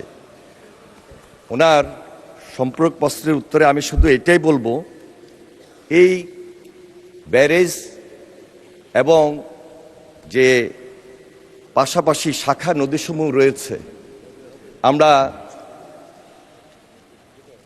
আমাদের সড়ক মন্ত্রীর দৃষ্টিতে এইভাবে নিয়ে আসবো এবং আমাদের মন্ত্রণালয় থেকেও সহযোগিতা থাকবে। আন্তঃ মন্ত্রণালয় একটা বৈঠক করে আমরা যেন এর সঙ্গে সড়কের সংযোগস্থল উন্নয়ন করতে পারি, সেদিকে আমাদের যাচাই বাছাই শেষেও বিশেষ নজর থাকবে। আমি ওনাকে আশ্বস্ত করছি যে আন্তঃমন্ত্রণালয় একটা মিটিংয়ের মধ্য দিয়ে আমরা এই প্রজেক্টে সংযোগ সড়কের সহায়তা ওনাদের এই 24টা জেলায় কিভাবে দিতে পারি সেদিকে আমরা বিশেষভাবে নজর দিব। মাননীয় স্পিকার, আপনাকে অসংখ্য ধন্যবাদ। আপনাকে ধন্যবাদ মাননীয় মন্ত্রী মহোদয়। আমি এখন বরিশাল 3 আসন হতে নির্বাচিত মাননীয় সদস্য জনাব জয়নুল আবেদিনকে তার জরুরি জনগুরুত্ব সম্পন্ন বিষয়ে মনোযোগ আকর্ষণের নোটিশ পরে শোনানোর জন্য আহ্বান জানাচ্ছি। মাননীয় স্পিকার, আপনাকে ধন্যবাদ। আমি অত্যন্ত ক্ষোভ এবং দুঃখের সাথে ব্যথা বেদনা নিয়ে 71 ধারা অনুযায়ী আমার নির্বাচনী এলাকা বরিশাল 3 বাবুগঞ্জের একটি জনগুরুত্বপূর্ণ দুর্ভোগ বিষয়ে মাননীয় স্থানীয় সরকার, পল্লী উন্নয়ন ও সমবায় মন্ত্রী দৃষ্টি আকর্ষণ করছি। মাননীয় স্পিকার, আমার অঞ্চলটি বাংলাদেশের মধ্যে সবচাইতে দুর্ভোগ এলাকার অঞ্চল। এইখানে দীর্ঘ 17 বছর কোনো রাস্তাঘাট হয়নি, একটা ইটের ছোঁয়াও পড়েনি। মাননীয় স্পিকার, শুধু তাই নয়, কোনো একটি মাটির রাস্তাও সেখানে তৈরি হয়নি, যে কারণে কৃষি পণ্য পরিবহন এবং রুগী পরিবহন, এমনকি ঠেলাগাড়ি পর্যন্ত কোনো রাস্তা দিয়ে চলে না। আমার জানা নাই যে এখনো কোনো অঞ্চলে বাসের সাক্ষ্য আছে কিনা। মাননীয় স্পিকার, আমি গিয়েছিলাম জুলাই সনদের শহীদ হওয়া আমাদের এক আমিনুর রহমানের বাড়িতে। সেই বাড়িতে ঢোকার সময় আমাকে বাসের সাক্ষ্য দিয়ে কোনোভাবে যেতে হয়েছে। মাত্র 15 মিনিটের রাস্তা বাবুগঞ্জ থেকে, সেখানে আমাকে যেতে প্রায় 1.5 ঘন্টা সময় লেগেছে। এ হয়েছে রাস্তার অবস্থা। মাননীয় স্পিকার, এখানে শুধু এই অবস্থাই না, এমন অবস্থার সৃষ্টি করে রেখেছে যে খাদা খন্দ কোনো কিছুর উপরেই কোনো ইট বা মাটি ফেলানো হয় নাই। এই অঞ্চলের মানুষ গত নির্বাচনের পূর্বে মানুষকে আমি ওয়াদা করেছিলাম, যদি ধানের শীষে আপনারা ভোট দেন, আমাদের নেতা জনাব তারেক রহমান বাংলাদেশের প্রধানমন্ত্রী হবেন, এবং তিনি প্রধানমন্ত্রী হলে ইনশাআল্লাহ এই অঞ্চলের এই যে জনদুর্ভোগ, এই দুর্ভোগ থেকে মানুষ রেহাই পাবে। মাননীয় স্পিকার, আর একটা কথা না বললেই নয়। বাবুগঞ্জ থেকে তার দেহেরগতি ইউনিয়নে যেতে 4 ঘন্টা সময় লাগে। আরেকটি জায়গা আছে বীরশ্রেষ্ঠ জাহাঙ্গীরনগর ইউনিয়ন, সেইখানে যেতে আরও সময় বেশি লাগে। এই দুটি জায়গায় যদি দুটি অন্তত ছোট ছোট ব্রিজ করা যায়, তাহলে পরে 15 মিনিটে এই দুইটি অঞ্চলে যাওয়া একেবারেই সহজ মাননীয় স্পিকার। না হলে পরে মানুষের দুর্ভোগের আর কোনো সীমা থাকে না। সেজন্য আমি মাননীয় পল্লী উন্নয়ন এবং স্থানীয় সরকার সমবায় মন্ত্রীর দৃষ্টি আকর্ষণ করছি, অনতিবিলম্বে আমার এলাকার এই রাস্তাঘাট অন্তত পুনর্নির্মাণ করে হোক, সংস্কার করে হোক, উন্নততর করা, অন্যথায় মানুষের দুর্ভোগের আর সীমা থাকবে না। মাননীয় স্পিকার, আপনাকে ধন্যবাদ। ধন্যবাদ মাননীয় সদস্য। মাননীয় স্থানীয় সরকার, পল্লী উন্নয়ন ও সমবায় মন্ত্রী জনাব মির্জা ফখরুল ইসলাম আলমগীরকে এই বিষয়ে তার সংক্ষিপ্ত বিবৃতি প্রদানের জন্য আহ্বান জানাচ্ছি। ধন্যবাদ। ধন্যবাদ মাননীয় স্পিকার। মাননীয় সংসদ সদস্য জনাব জয়নাল আবেদিন যে জরুরি জনগুরুত্ব সম্পন্ন বিষয়ের উপর নোটিশ দিয়েছেন, তার উত্তরে আমি তাকে জানাতে চাই যে তিনি যে কোনো সময় আমাদের মন্ত্রণালয়ে এসে তার এই সমস্যাগুলো আমাদেরকে লিখিতভাবে জানালে আমরা অবশ্যই তার সমস্যাগুলো দূর করবার চেষ্টা করব। ধন্যবাদ মাননীয় স্পিকার। ধন্যবাদ মাননীয় মন্ত্রী মহোদয়কে স্পেশাল কনসিডারেশনের জন্য। আপনাকে ধন্যবাদ। মাননীয় সদস্য জনাব জয়নাল আবেদিন, আপনি এ বিষয়ে একটি প্রশ্ন করতে পারেন। মাননীয় স্পিকার, আমি তো আগেই বলেছি যে এরকম অঞ্চল বাংলাদেশে দ্বিতীয়টি আছে কিনা আমার জানা নাই। তবে আমি এর পরবর্তীতে আমি উত্থাপন করব, অবশ্য সেটা আমাদের এই স্থানীয় সরকার মন্ত্রণালয়ের নয়। একটি ব্রিজ এই যে অন্তর্বর্তী সরকারের উপদেষ্টা তড়িঘড়ি করে উদ্বোধন করে এসছেন, কিন্তু কাজ ইনশাআল্লাহ শুরু হয় নাই। এই বৃষ্টি না হওয়ার কারণে এইখানে বাবুগঞ্জ, মুলাদি, বরিশাল, মেহেন্দিগঞ্জ, হিজলা এই অঞ্চলের মানুষের আসা যাওয়ার জায়গা। মাননীয় স্পিকার, এই বৃষ্টি শুধুমাত্র লোক দেখানোভাবে শুধুমাত্র একটা উদ্বোধন করে এসেছেন, কিন্তু পরবর্তীতে আর কোনো পদক্ষেপ গ্রহণ করেন নাই। কাজেই আমি আপনার মাধ্যমে আমি মাননীয় মন্ত্রীকে বলতে চাই, কবে নাগাদ এই বৃষ্টির কাজ শুরু হবে এবং মানুষ দুর্ভোগ থেকে রেহাই পাবে। ধন্যবাদ মাননীয় সদস্য। মাননীয় মন্ত্রী। ধন্যবাদ মাননীয় স্পিকার। আমি তো আমার আগের ওনার প্রশ্নের আগের যে বিষয়টা ছিল সেটাতে বলেছি, উনি যদি দয়া করে আমাদের মন্ত্রণালয়ে এসে এই বিষয়গুলো নিয়ে আলোচনা করেন, তাহলে আমরা যথাশীঘ্র সম্ভব তার এই সমস্যার সমাধান করব। ধন্যবাদ মাননীয় স্পিকার। ধন্যবাদ মাননীয় মন্ত্রী। আমি এখন রংপুর 4 আসন থেকে নির্বাচিত মাননীয় সংসদ সদস্য জনাব আক্তার হোসেনকে তার জরুরি জনগুরুত্ব সম্পন্ন বিষয়ে মনোযোগ আকর্ষণের নোটিশ পড়ার আহ্বান জানাচ্ছি। মাননীয় স্পিকার, আপনাকে ধন্যবাদ। আজকে ৭১ বিধিতে জনগুরুত্বপূর্ণ এবং খুবই বেদনাদায়ক একটা বিষয় আমি সংসদের নজরে আনার জন্য এবং আমাদের মাননীয় স্বাস্থ্যমন্ত্রীর নজরে আনার জন্য উপস্থাপন করছি। আপনারা সকলে জেনে থাকবেন যে বাংলাদেশে হঠাৎই হামের প্রাদুর্ভাব হচ্ছে। আমাদের অসংখ্য শিশু হামে আক্রান্ত হচ্ছেন এবং এখনো পর্যন্ত গত 3 সপ্তাহে হামে সাসপেক্টেড মৃত্যুর সংখ্যা 115+ এবং কনফার্মড মৃত্যু প্রায় 20 জনের মতো গত 3 সপ্তাহেই। এভাবে সারা দেশে হাজার হাজার শিশুরা তারা হামে আক্রান্ত হচ্ছেন। আমাদের মাননীয় স্বাস্থ্যমন্ত্রী বলেছেন যে গত 8 বছর যাবত হামের টিকা দেওয়া হয় নাই। এই তথ্যটা আসলে সঠিক তথ্য কিনা সেটা নিয়েও যারা হামের টিকা প্রদান করে থাকেন, মাঠ পর্যায়ের কর্মীরা আছেন, তাদের মধ্যে এক ধরনের উৎকণ্ঠা বা এক ধরনের ভিন্নমত আমরা খেয়াল করেছি। সেক্ষেত্রে যদি হামের টিকা না দেওয়া হয়ে থাকে 2024 বা তার পরবর্তী সময়গুলোতে, সেক্ষেত্রে কেন দ্রুত গতিতে যারা 0 ডোজের শিশুরা ছিলেন তাদেরকে টিকার আওতায় নিয়ে আসা হলো না বা তার জন্য একটা ক্যাম্পেইনের ব্যবস্থা করা হলো না, সেটা আমাদেরকে অবাক করে মাননীয় স্পিকার।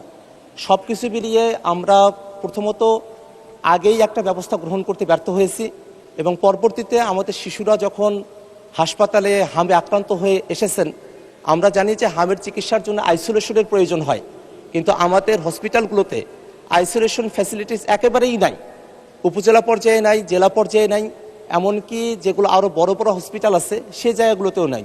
বিশেষত রাজশাহী অঞ্চলের কথাটা এখন বেশি নজরে আসছে এবং যে আইসিইউ বা এনআইসিইউগুলো প্রয়োজন হয় সেই পর্যাপ্ত আইসিইউ বা এনআইসিইউ এরও ব্যবস্থা নাই। এবং আরেকটা বিষয় খেয়াল করে দেখা গেছে যে আমাদের দেশে হামের টিকা দেওয়া হয় 9 মাস বয়স থেকে, কিন্তু এখন হামের যারা আক্রান্ত শিশুরা আছেন তারা আসলে 6 মাস বয়স বা তারও কম বয়স থেকে তারা হামে এটা আক্রান্ত হচ্ছেন। সেক্ষেত্রে আমাদের যারা সরকারের চাকরিতে যারা রোগতত্ত্ব বিশারদ যারা আছেন তারা কেন এই বিষয়টা আগে থেকে ফাইন্ড আউট করতে পারলেন না এবং সে অনুযায়ী ব্যবস্থা গ্রহণ করতে পারলেন না? সেক্ষেত্রে মন্ত্রণালয়ের অধীনে, স্বাস্থ্য মন্ত্রণালয়ের অধীনে যেসব কর্মকর্তারা আছেন তাদের ফেইলিওরটা কোথায়, সেই বিষয়গুলো নিয়ে এবং হামের এই প্রাদুর্ভাব মোকাবেলা করে আইসোলেশন ফেসিলিটিস, আইসিইউ ফেসিলিটিস, ডাক্তারদের জন্য সার্বক্ষণিক তদারকির ব্যবস্থা গ্রহণ করে হাম বিষয়টাকে একটা তড়িৎ গতিতে সমাধানের দিকে নিয়ে আসার জন্য, আমাদের শিশুদেরকে রক্ষা করার জন্য, মৃত্যু থেকে বাঁচানোর জন্য মাননীয় স্বাস্থ্যমন্ত্রী তার কোনো পরিকল্পনা আছে কিনা এবং সেটা কী ধরনের পরিকল্পনা, সেই বিষয়ে আপনার মাধ্যমে মাননীয় স্বাস্থ্যমন্ত্রীর দৃষ্টি আকর্ষণ করছি। ধন্যবাদ মাননীয় স্পিকার। আপনাকে ধন্যবাদ মাননীয় সদস্য। মাননীয় স্বাস্থ্য পরিবার কল্যাণ মন্ত্রী জনাব সর্দার মোহাম্মদ সাকাওয়াত হোসেনকে এ বিষয়ে তার সংক্ষিপ্ত বিবৃতি দেওয়ার জন্য অনুরোধ জানাচ্ছি। মাননীয় স্পিকার, আপনাকে ধন্যবাদ। মাননীয় সংসদ সদস্যকে এই গুরুত্বপূর্ণ বিষয়টিতে নোটিশ প্রদানের জন্য আমি ধন্যবাদ জানাচ্ছি। আমি ওনার নোটিশের জবাবে উত্তর দেওয়ার আগে মাননীয় স্পিকার, আমি দু একটি কথা বলতে চাই। মাননীয় সংসদ সদস্য ওনার যে নোটিশটি দিয়েছেন, নোটিশটি উত্থাপন না করে উনি কিন্তু একটা ন্যারেটিভ সাবমিট করেছেন সংসদের সামনে, যেটার জন্য আমার কাছে পর্যাপ্ত উত্তর রয়েছে, যে উত্তরে উনি সন্তুষ্ট হবেন। কিন্তু ওনার নোটিশটা ছিল শুধু উত্থাপনটা করা এই বিষয়টিতে, ওই মিজেলসের ব্যাপারে। যাই হোক, উনি যে প্রশ্নটা, যেই উত্থাপনটা এখন করেছেন, এটা যদি পরবর্তীতে প্রশ্ন আকারে করেন আমি ওনাকে ন্যারেটিভ উত্তর দিয়ে দিব। বর্তমান যে নোটিশটি আমি হাতে পেয়েছি তার উত্তরে মাননীয় স্পিকার আমি জানাচ্ছি, বর্তমানে দেশে বিভিন্ন দুর্গম ও জনবহুল অঞ্চলে হামের প্রকোপ উদ্বেগজনকভাবে বৃদ্ধি পাওয়ায় টিকাদান বঞ্চিত শিশুরা নিউমোনিয়া ও অন্ধত্ব সহ মারাত্মক প্রাণ ঝুঁকিতে রয়েছে। এইটা লিখে উনি নোটিশটা দিয়েছে। মাননীয় স্পিকার, আমি উত্তরটা পড়ে শোনাচ্ছি। মাননীয় সদস্য উত্থাপিত গুরুত্বপূর্ণ বিষয়ের জন্য ওনাকে ধন্যবাদ। মাননীয় স্পিকার, অতীতের সরকারগুলির সম্পূর্ণ ভুল ব্যবস্থাপনা এবং ব্যর্থতার কারণে, সরকারগুলোর বলতে ফ্যাসিস্ট সরকার এবং জাস্ট ইমিডিয়েট পাস্ট যে গভর্নমেন্ট গিয়েছে ওদেরই মিন করতেছি মাননীয় স্পিকার, ভুল ব্যবস্থাপনা এবং ব্যর্থতার কারণে বর্তমানে হামের প্রাদুর্ভাব বৃদ্ধি পেয়েছে। দেশের সর্বশেষ হাম রুবেলার ক্যাম্পেইন 2020 সালের ডিসেম্বরে অনুষ্ঠিত হওয়ার পর দীর্ঘ 5.5 বছর যাবৎ কোনো ক্যাম্পেইন পরিচালিত হয়নি। মাননীয় স্পিকার, এখানে আপনাকে জানানোর জন্য বলতে চাই, প্রতি 4 বছর পর হাম রিবেলার এই ক্যাম্পেইনটি হওয়ার কথা ছিল প্রতি 4 বছর পর পর। মাননীয় স্পিকার, সেইটা গত 5.5 বছর যাবৎ হয় নাই, ফলে নিউবর্ন বেবি এবং লেফট আউট বেবিজের সংখ্যা অনেক বৃদ্ধি পেয়েছে, যারা এখন হামে আক্রান্ত হচ্ছে। এছাড়া টিকা ক্রয়, সংগ্রহ ও সরবরাহ ব্যবস্থাপনায় পূর্ববর্তী দুটো সরকারের অদূরদর্শী সিদ্ধান্ত ও দীর্ঘসূত্রিতার ফলে টিকার মজুতে মারাত্মক সংকট তৈরি হয়। এর পরিণতিতে দেশব্যাপী হামের টিকা সহ আরও 6 ধরনের গুরুত্বপূর্ণ টিকার অভাব দেখা দেয়, যার কারণে বহু শিশু নিয়মিত টিকাদান সেবা থেকে বঞ্চিত হয় এবং সংক্রামক রোগে আক্রান্ত হওয়ার উচ্চ ঝুঁকিতে পড়ে, যার ফলাফলে বর্তমান সংকট তৈরি হয়েছে। মাননীয় স্পিকার, নানা প্রতিকূলতা সত্ত্বেও মাননীয় প্রধানমন্ত্রী জনাব তারেক রহমানের গতিশীল নেতৃত্ব, বিচক্ষণতা এবং পরামর্শে আমরা টিকাদান কর্মসূচি জরুরি ভিত্তিতে এগিয়ে আনতে সক্ষম হয়েছি। আমরা গতকাল 5 এপ্রিল থেকে হামের টিকাদান কার্যক্রম শুরু করেছি। প্রথম ধাপে সারা বাংলাদেশের 18টি জেলা এবং 30টি ঝুঁকিপূর্ণ উপজেলায় জরুরি হাম রিবেলা টিকাদান কর্মসূচি শুরু করেছি, যার মধ্যে 5টি স্পটে আমি সহ আমার প্রতিমন্ত্রী সহ আমাদের কর্মকর্তাগণ আমরা সশরীরে হাজির থেকে আমরা সেই কার্যক্রম শুরু করেছি। এই কর্মসূচির আওতায় মাননীয় স্পিকার 6 মাস থেকে 5 বছরের কম বয়সী অর্থাৎ 59 মাস, 1 মাস কম 5 বছর সকল শিশুকে ক্রাশ প্রোগ্রাম হামের টিকা প্রদান করা হচ্ছে। প্রথম ধাপে 12 লক্ষ শিশুকে টিকার আওতায় আনার লক্ষ্য নির্ধারণ করা হয়েছে। মাননীয় স্পিকার, আমি অত্যন্ত আনন্দের সাথে বলতে চাই, আমাদের জন্য এটা একেবারে ফার্স্ট স্টার্ট। আমরা একটা ব্যর্থতা থেকে নিজেদেরকে নিয়োজিত করে মাননীয় প্রধানমন্ত্রীর অত্যন্ত বিচক্ষণ নেতৃত্বে টিকাদান কর্মসূচিটা শুরু করে আমাদের একটা সফলতা গতকাল হয়েছে। আমাদের লক্ষ্যমাত্রা ছিল গতকাল 30টি উপজেলায় ৭৬,০০০ শিশুকে আমরা টিকা দেব। আলহামদুলিল্লাহ মাননীয় স্পিকার, আমরা ৭৩,০০০ শিশু আমাদের এই আওতায় গতকাল টিকা গ্রহণ করেছে, যা ৯৬% অর্জন আমাদের মন্ত্রণালয়ের। আগামী 12 এপ্রিল হতে মাননীয় স্পিকার ঢাকা উত্তর ও দক্ষিণ সিটি কর্পোরেশন, ময়মনসিংহ এবং বরিশাল সিটি কর্পোরেশন এবং আগামী 3 মে হতে সারা দেশে অবশিষ্ট সিটি কর্পোরেশন ও জেলাগুলিতে আমরা এই জরুরি টিকাদান কর্মসূচি বাস্তবায়ন করব ইনশাআল্লাহ। মাননীয় স্পিকার, টিকাদানের পাশাপাশি আমরা শুধু টিকাদান চালাচ্ছি না, এর পাশাপাশি হামে আক্রান্ত এবং ঝুঁকিতে থাকা শিশুদের ভিটামিন এ ক্যাপসুল খাওয়ানো হচ্ছে গতকাল থেকে। মাননীয় স্পিকার, জরুরি ভিত্তিতে দেশের প্রতিটি জেলায় 6 মাস থেকে 1 বছর পর্যন্ত বয়সী শিশুদের জন্য ভিটামিন এ ক্যাপসুল 1 লক্ষ ইউনিট অর্থাৎ ৭৫০০ পিস এবং 1 বছর 5 বছরের 1 বছর এবং 5 বছরের কম বয়সী শিশুদের জন্য 2 লক্ষ ইউনিট 15,000 পিস করে ভিটামিন এ ক্যাপসুল জেলায় বিতরণ করা হচ্ছে, যা আক্রান্ত শিশুদের চিকিৎসায় এই সংকট মোকাবেলার জন্য অত্যন্ত কার্যকর ভূমিকা রাখবে। মাননীয় স্পিকার, ঝুঁকিপূর্ণ শিশুদের জন্য দেশের সকল সরকারি হাসপাতালে আইসোলেশন ওয়ার্ড, যেটা আপনি বলেছেন, আইসোলেশন ওয়ার্ডের ব্যবস্থা করা হয়েছে। আমাদের হাতে মাননীয় স্পিকার, এমন দোয়া করি না যে রুগী বাড়ুক, কিন্তু যতই বাড়ুক না কেন প্রত্যেকটি হাসপাতালে আইসোলেশন ওয়ার্ডের ব্যবস্থা করা হয়েছে। রাজশাহী হাসপাতালে আরও 250 আইসোলেশন বেড ব্যবস্থা করা হচ্ছে। আমাদের যদি কোনো রুগী আসে দোয়া করেন যাতে না আসে, আমরা প্রস্তুত আছি। আইসিইউ ইউনিট প্রস্তুত আছে, আমাদের ভেন্টিলেটরও প্রস্তুত আছে। শুধু ভেন্টিলেটর না, আমাদের আইসিডিডিআর বেড একজন ডাক্তার তাহমিদ উনি অত্যন্ত স্বল্প খরচে মাত্র 300 টাকা খরচে নতুন অক্সিজেন ইনফ্লো অ্যান্ড আউটফ্লোর একটা মেশিন মানে সিস্টেম আবিষ্কার করেছে, যেটা দিয়ে যে কোনো হাসপাতালে যে কোনো সময় আমরা যে কোনো হামের রুগীকে এখন অক্সিজেন প্রবাহ দিতে পারি লাঙের ভিতরে। মাননীয় স্পিকার, স্বাস্থ্যকর্মীদের সক্ষমতা বৃদ্ধির উদ্যোগ নেওয়া হয়েছে। মাঠ পর্যায়ে দায়িত্ব পালনরত সকল স্বাস্থ্যকর্মীদের এই জরুরি অবস্থায় সকল ছুটি বাতিল করা হয়েছে। মাননীয় স্পিকার, ইতিমধ্যে ঝুঁকিপূর্ণ এলাকায় নিবিড় মনিটরিং ও তদারকি বৃদ্ধি করা হচ্ছে। বর্তমান পরিস্থিতিতে জরুরি ভিত্তিতে টিকা ক্রয় কার্যক্রমের উদ্যোগ নেওয়া হয়েছে। এছাড়া উন্নয়ন সহযোগী সংস্থার হু অ্যান্ড ইউনিসেফ ইত্যাদির সাথে সমন্বয় জোরদার করা হয়েছে। আমরা সকল অংশীজনের সঙ্গে সমন্বয়ের মাধ্যমে কাজ করে যাচ্ছি। আজকেও ওয়ার্ল্ড ব্যাংক আমাদের ডাকে সাড়া দিয়ে আমাদের সাথে সকালে মিটিং করেছে। তারা বিভিন্নভাবে এই হামকে মোকাবেলা করার জন্য, এই রিবেলাকে মোকাবেলা করার জন্য আমাদেরকে সহযোগিতার আশ্বাস দিয়েছে।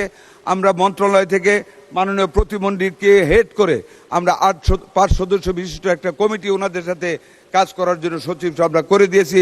আরও অনেক গ্র্যান্ট এবং এইডস এই খাতে আমরা পাবো ইনশাল্লাহ। অংশীজনের সঙ্গে সমন্বয় দেখা আওতায় আসে, প্রতিরোধযোগ্য রোগ থেকে সুরক্ষিত থাকে। আমরা বিশ্বাস করি এই সমন্বিত ব্যাপক টিকাদান কর্মসূচির মাধ্যমে অতি দ্রুত হাম সংক্রমণ নিয়ন্ত্রণে আনা সম্ভব হবে। পরিশেষে আরও জানাচ্ছি, আমরা করোনাকালীন অব্যয়িত 604 কোটি টাকা দিয়ে আমরা ইউনিসেফ থেকে আরও হামের টিকা এবং অন্যান্য টিকা আমরা কালেকশন করতেছি। ভবিষ্যতে আমাদের কোনো সময় টিকার কোনো আমাদের শর্টেজ পড়বে না। আমরা অলওয়েজ আমাদের হাতে টিকাতে আমরা সমৃদ্ধশীল থাকব। ধন্যবাদ মাননীয় স্পিকার আপনাকে। এক্সিলেন্ট, ধন্যবাদ মাননীয় মন্ত্রী। মাননীয় সদস্য জনাব আক্তার হোসেন, আপনি এ বিষয়ে একটি প্রশ্ন করতে পারেন। ধন্যবাদ। ধন্যবাদ মাননীয় স্পিকার, ধন্যবাদ মাননীয় মন্ত্রীকে। টিকাদান কার্যক্রম শুরু করার জন্য আমরা সরকারকে ধন্যবাদ জানাই।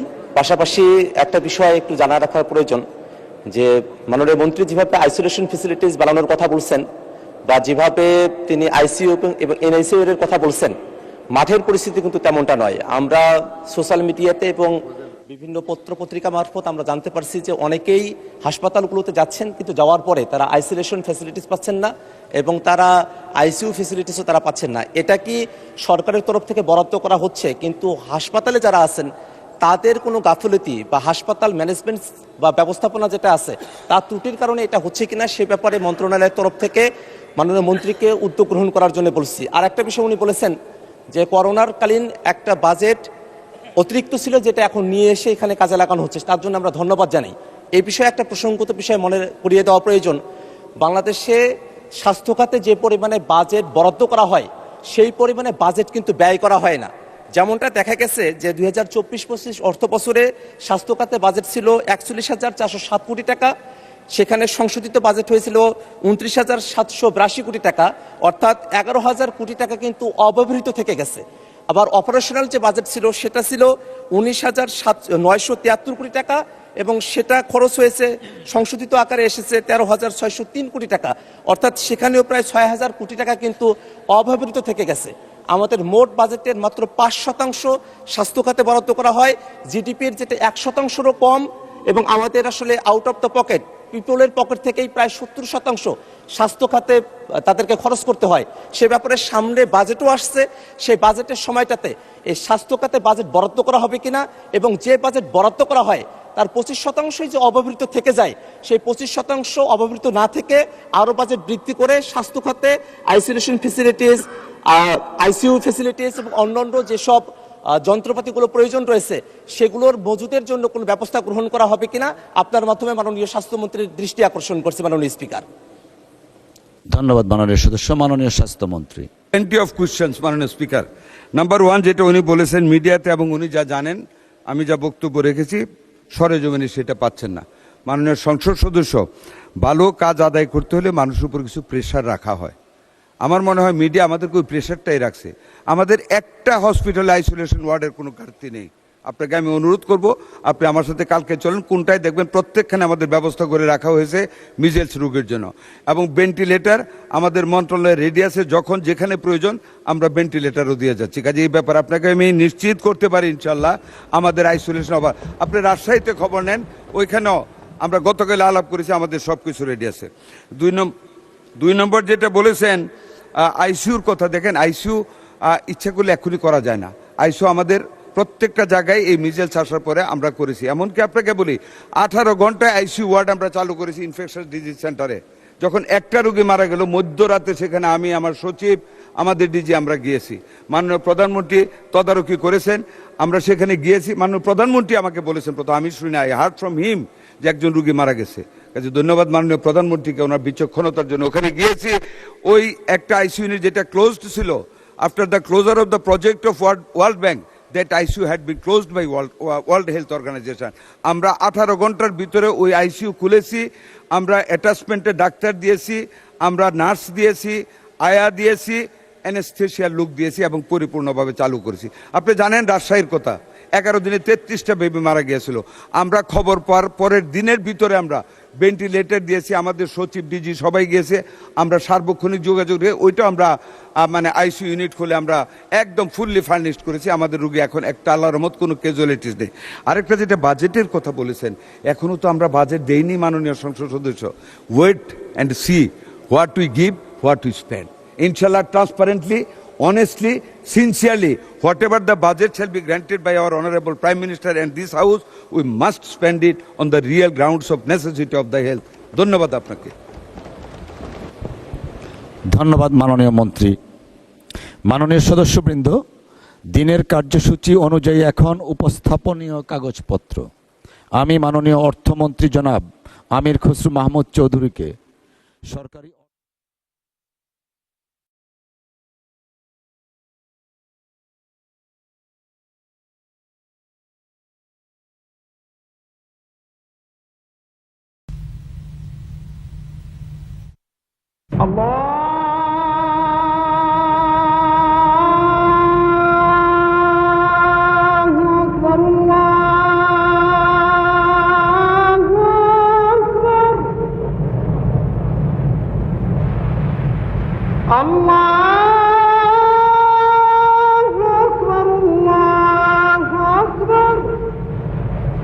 أشهد أن لا إله